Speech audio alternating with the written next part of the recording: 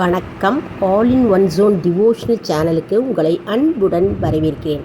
நாம் இன்னைக்கு நம்மளுடைய சேனலில் முன் ஜென்ம பாவங்கள் நீங்குவதற்கு நாம் என்ன செய்ய வேண்டும், எப்படி வழிபட வேண்டும், எந்த தெய்வத்தை நாம் பூஜிக்க வேண்டும் மற்றும் நாம் என்ன தானம் செய்ய வேண்டும் என்பதை நாம் விரிவாக பார்க்கலாம். இதற்கு முன்னால் இதான் ஃபர்ஸ்ட் டைம் பார்க்குறவங்களா இருந்தாலும் சரி, சப்ஸ்கிரைப் பண்ணாமல் பார்க்குறவங்களா இருந்தாலும் சரி, நம்மளுடைய சேனலுக்கு சப்ஸ்கிரைப் பண்ணுங்கள். கூடவே அந்த பெல் பட்டனை ப்ரெஸ் பண்ணிக்கோங்க. ஆல் என்கின்ற ஆப்ஷனையும் ப்ரெஸ் பண்ணிக்கோங்க. அப்போ தான் நான் போடுற வீடியோஸ் எல்லாம் உங்களுக்கு உடனுக்குடன் நோட்டிஃபிகேஷனில் மிஸ் பண்ணாமல் தெரிய வரும். இந்த வீடியோவை கடைசி வரைக்கும் முழுமையாக பாருங்கள். அப்போ தான் உங்களுக்கு டவுட்ஸ் இல்லாமல் தெரிய வரும். அதாவது சில குடும்பங்களில் மீள முடியாத துயரங்களும் துன்பங்களும் அனுபவித்து கொண்டே இருப்பார்கள். அதாவது வேலையின்மை, குழந்தையின்மை, திருமணம் இன்மை ஆகிய பல விதமான துன்பங்களில் மாட்டிக்கொண்டு சிக்கிக்கொண்டு இருப்பார்கள். மற்றும் வருமானமின்மை மற்றும் தொழில் நஷ்டம், தொழிலில் முன்னுக்கு வர முடியாத சூழ்நிலை, மேலும் மேலும் வளர்ச்சி இல்லாமல் இருத்தல் ஆகிய பல துன்பங்களில் இருந்து அவர்கள் மிகவும் வேதனைப்பட்டு இருப்பார்கள். அதெல்லாம் முன் ஜென்மத்து பாவ கர்ம வினைகளே ஆகும் என்பது ஐதீகம். தினமும் உடலில் பிரச்சனை, உடல் ஆரோக்கியமின்மை, குடும்பத்தில் சண்டை சச்சரவு, தினமும் உடலில் ஏதாவது ஒரு குறை இருந்து கொண்டே இருக்கும். அப்படிப்பட்ட துன்பங்களும் வேதனைகளும் முன் ஜென்மத்து பாவ வினைகளே ஆகும். அப்படி குழந்தைகள் பிறந்தாலும் ஊனமாக இருக்கும். இது தொன்று தொட்டு அந்த குடும்பத்தில் முன் ஜென்மத்து பாவ வினைகள் தொடர்ந்து கொண்டே இருக்கும். இதற்கு காரணம் முன் ஜென்மத்து ஏதோ ஒரு சாபமே ஆகும். அதாவது நம்முடைய முன்னோர்கள் முன் ஜென்மத்தில் ஏதோ ஒரு பாவம் செய்திருப்பால், அல்லது அவர்கள் தெரிந்தோ தெரியாமலோ அறிந்தோ அறியாமலோ ஏதோ ஒரு பாவம் செய்திருந்ததனால் அவர்களுக்கு யார் மூலமாகவோ சாபம் பெற்றிருப்பார்கள். அந்த சாபம் நமக்கு தொன்று தொட்டு நம்மை தாக்குகிறது என்பது அர்த்தமாகும். இந்த சாபம் நம் குடும்பத்தை தொன்று தொட்டு வருகிறது. அதன் மூலம் நம் பிள்ளைகளை தாக்குகிறது. அதாவது நாமும் தெரிந்தோ தெரியாமலோ செய்கின்ற பாவங்களும் நம் பிள்ளைகளை தாக்கும். அதனால் இதற்கு என்ன வழிபாடு என்பதை நாம் பார்க்கலாம். அதாவது நமக்கு அப்பாவாகிய சிவபெருமானை பற்றி கொள்ளுங்கள். அதாவது பிரதோஷ காலத்தில் 4:30 6 மணி வரை மாலையில் பிரதோஷ தினத்தன்று ஒரு பிரதோஷம் கூட தவறவிடாதீர்கள். அருகே உள்ள சிவன் கோயிலுக்கு சென்று அங்கேயே அமர்ந்து உங்களுடைய காலகாலமான கஷ்டத்தை சிவபெருமானிடம் மனதார பிரார்த்திக்கொள்ளுங்கள்.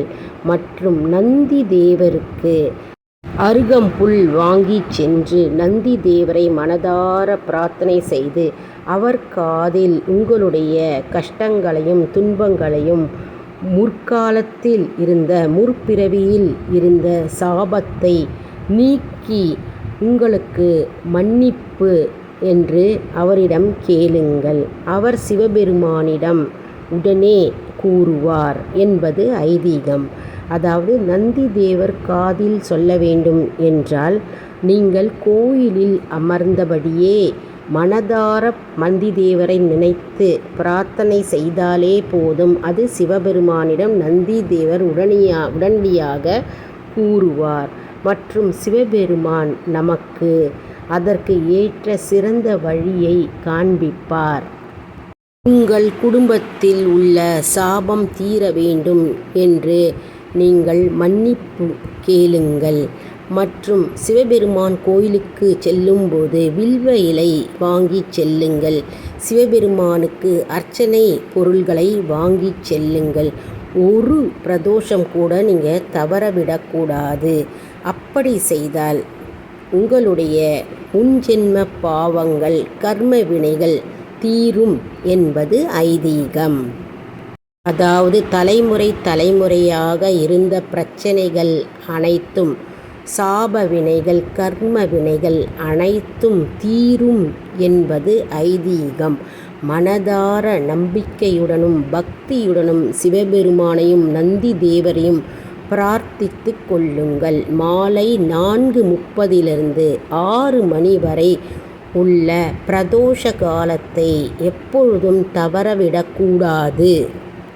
சிவ தரிசனம் கோடி புண்ணியம் என்று சொல்வார்கள். பரிகாரம் என்று பார்த்தால், ஒரு தேங்காயை வாங்கிக் கொள்ளுங்கள். அதன் மேல் இருக்கும் குடிமையை எடுத்துவிடுங்கள். 3 கண்கள் இருக்கும். ஒரு கண்ணை உடைத்து அதில் இருக்கும் நீரை ஊற்றிவிட்டு அதில் நல்லெண்ணெயை நிரப்பிக் கொள்ளுங்கள். அதில் ஒரு திரி போட்டு கொள்ளுங்கள்.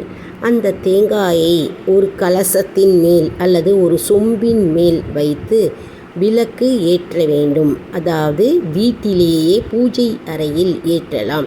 இது எப்போ செய்யணும் என்றால், ஞாயிற்றுக்கிழமைகளில் நாம் விளக்கேற்றலாம். மாலை பொழுது அல்லது காலையில் நாம் வீட்டிலேயே தேங்காய் தீபம் ஏற்றலாம். இப்படி ஏற்றி கொண்டு வந்தால் நம்முடைய கர்ம வினைகளும் மற்றும் பாவங்களும் சாபங்களும் நீங்கும் என்பது ஐதீகம். இது ஒவ்வொரு வாரமும் ஞாயிற்றுக்கிழமை தோறும் செய்ய வேண்டும் என்பது இல்லை. உங்களுக்கு எப்பொழுது தோன்றுகிறதோ அப்பொழுதெல்லாம் இந்த தேங்காய் தீபம் ஞாயிற்றுக்கிழமைகளில் நீங்கள் ஏற்றி வந்தாலே போதும், நம்முடைய பாவ வினைகள் நீங்கிவிடும். அதாவது தேங்காயை உடைத்து ஏற்றக்கூடாது. முழு தேங்காயில் 3 கண் இருக்கும் இல்லையா, அந்த 3 கண்ணில் மேலே குடுமியை எடுத்துட்டு ஒரு கண்ணில் நாம் திரி போட்டு நாம் ஏற்ற வேண்டும். இப்படி ஏற்றி மனதார நாம் இறைவனை பிரார்த்தித்து கொள்ள வேண்டும். அப்பொழுது நம்முடைய கர்ம வினைகள் குறையும் என்பது ஐதீகம். அடுத்த பரிகாரம் என்றால் தானம் செய்யலாம். அதாவது தானத்திற்கே மிகவும் சக்தி உள்ளது. நாம் செய்கின்ற தானத்தில் மூலம் நம்முடைய முற்ஜென்ம பாவங்கள் மற்றும் கர்ம வினைகள் அழிந்துவிடும் என்பது நம்பிக்கை. அதனால் நாம் எவ்வளவு தானம் செய்ய முடியுமோ அவ்வளவு தானம் நாம் செய்தால் நம்முடைய சங்கதியர் நன்றாக வளர்ச்சி பெறுவார்கள் மற்றும் அவர்களுக்கு நம்மளுடைய பாவ தோஷங்கள் கர்ம வினைகள் நீங்கும் என்பது ஐதீகம். சிலருக்கு உடல் எப்பொழுதும் படுத்தி கொண்டே இருக்கும், நோய்கள் இருந்து கொண்டே இருக்கும். அந்த ஜாதகக்காரர்களுக்கு பாவ திசை நடந்து கொண்டிருக்கும். அவர்கள் நெய் தானம் செய்யலாம். நெய் தானம் செய்யும்போது அவருடைய பாவங்கள் விலகும் என்பது நம்பிக்கை. இதன் மூலம் அவருடைய ஜாதக கிரகங்கள் சாந்தமடையும். அடுத்த தானம் என்று பார்த்தால் அரிசி தானம். அதாவது முற்ஜென்மத்தில் நாம் தெரிந்தோ தெரியாமலோ அறிந்தோ அறியாமலோ செய்த பாவங்கள் விலக ஏழை எளியோருக்கு பசியால் வாடுபவருக்கு அரிசி தானம் செய்ய வேண்டும். நாம் 5 கிலோ அரிசி அல்லது நம்மளால் முடிந்த 2 கிலோவோ 3 கிலோவோ எவ்வளவு அரிசி கொடுக்க முடியுமோ அரிசி தானம் செய்தால் நம்முடைய பாவ வினைகள் குறையும், நீங்கும் என்பது ஐதீகம். அடுத்தது முன்ஜென்ம பாவ வினைகள் போக்க நாம் என்ன தானம் செய்ய வேண்டும் என்பதை பார்க்கலாம். அதாவது ஆடை தானம். ஆடை தானம் செய்தால் நம்முடைய குழந்தைகள் ஆரோக்கியமாக இருப்பார்கள் மற்றும் குடும்ப வளம் கூடும் மற்றும் அந்த குடும்பம் செல்வ செழிப்பு உண்டாகும் என்பது ஐதீகம். அதனால் ஆடைகளை அந்த நபருடைய நட்சத்திரத்தன்று நாம் தானம் செய்தால் கூடுதல் சிறப்பு உண்டாகும், சுபயோக வாழ்க்கை கிடைக்கும் மற்றும் உடல் வளம் பெறும் சிறந்த பரிகாரமே ஆகும். அடுத்தது தீபதானம். அதாவது கண் பிரச்சனை உள்ளவர்கள், கண் கோளாறு உள்ளவர்கள் அம்மன் கோயிலுக்கு சென்று 10 நெய் தீபம் ஏற்றி வந்தால் கண்களில் உள்ள கோளாறுகள் நீங்கும் என்பது ஐதீகம். மற்றும் ஏழை எளியோருக்கு, மின் வசதி இல்லாதவர்களுக்கு மின் வசதி செய்து கொடுத்தால் கண்களில் உள்ள கோளாறுகள் மற்றும் பிரச்சனைகள் நீங்கும் என்பது ஐதீகம். இதுவும் சிறிய தானமாகும். இதுவும் ஒரு சிறந்த பரிகாரமே ஆகும். நீண்ட நாளாக குழந்தை பாக்கியம் இன்மை மற்றும் குழந்தை பாக்கியம் இல்லாதவர்கள், கர்ப்பப்பை பிரச்சனை உள்ளவர்கள் தேனை தானமாக கொடுக்கலாம்.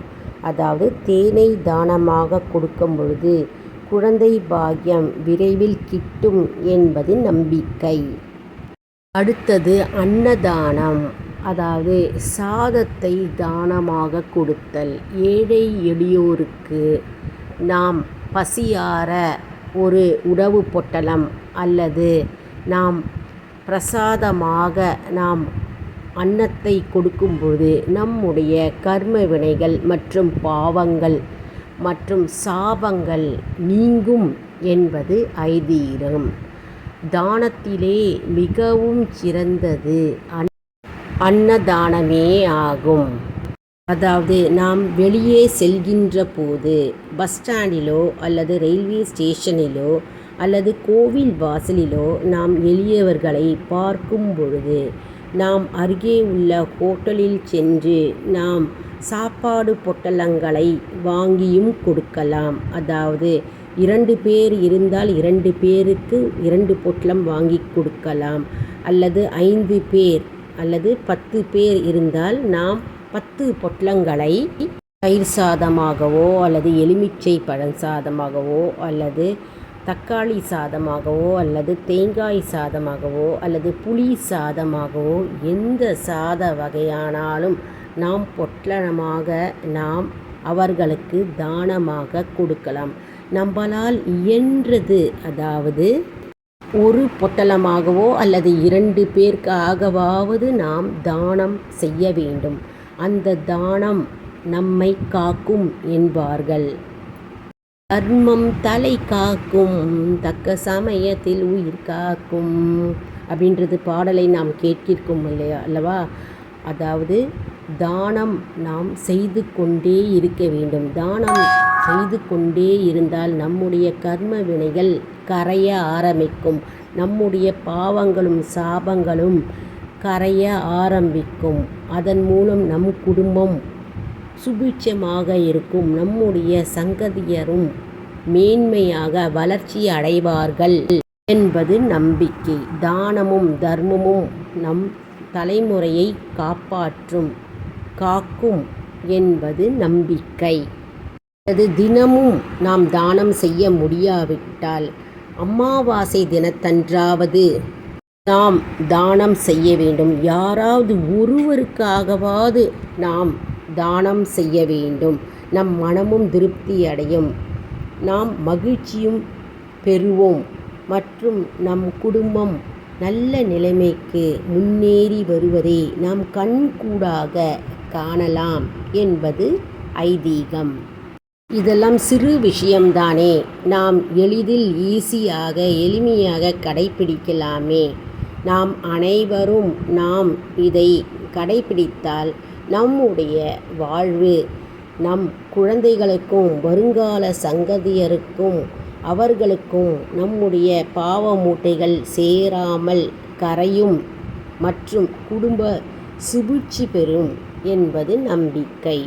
சரி அன்பர்களே, இந்த வீடியோவில் நாம் என்ன பார்த்தோம்? முன்ஜென்மத்து பாவ வினைகள் மற்றும் சாபங்களை நாம் எப்படி போக்கிக் கொள்வது, எப்படி நாம் வழிபடுவது, அதற்கு என்ன விளக்கு ஏற்ற வேண்டும், என்ன பரிகாரம் செய்ய வேண்டும், எப்படி தானம் செய்ய வேண்டும், என்ன தானம் செய்ய வேண்டும் என்பதை நாம் விரிவாக பார்த்தோம். இந்த வீடியோ உங்களுக்கு மிகவும் பயனுள்ளதாக இருக்கும் என்று நம்புகிறேன். இந்த வீடியோவுக்கு ஒரு லைக் கொடுங்க. இதை மற்றவர்களுக்கும் ஷேர் செய்யுங்கள். அவர்களும் பயனடையட்டும். எப்பவும் நாம் ஷேர் செய்யும் பொழுது நமக்கு ஒரு திருப்தியும் சந்தோஷமும் ஏற்படுகிறது, ஒரு புண்ணியமும் கிட்டும். அடுத்த வீடியோவில் வேறொரு தலைப்புடன் உங்களை சந்திக்கிறேன். நம்முடைய சேனலை மறக்காமல் சப்ஸ்கிரைப் செய்யுங்கள். நன்றி, வணக்கம்.